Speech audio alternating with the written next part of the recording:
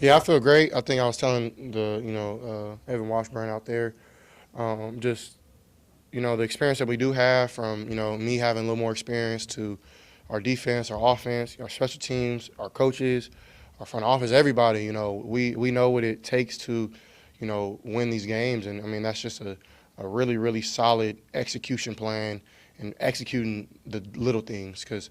Everybody thinks you go to the playoffs, you got to do all the extraordinary stuff, but it's really the ordinary. The team that does the ordinary stuff better than the other team wins. And so I think, for me, I got to just take completions, take care of the ball, and I think when we look at the end of the game, whenever we play, we'll see our result and, see what happens there. See that?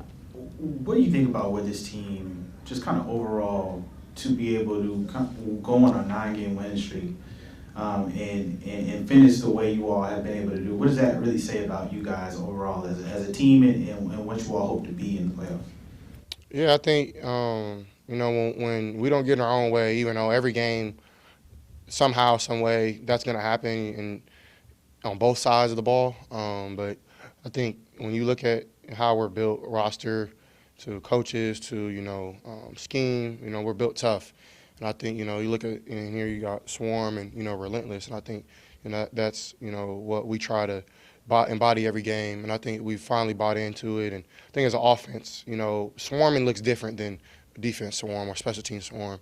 I think we found that groove, and I'm just excited, man. I'm really motivated to get going this next week. But I'm gonna enjoy this win and enjoy this regular season, and get back to work tonight. And I'm excited to go in the playoffs and try to make some noise.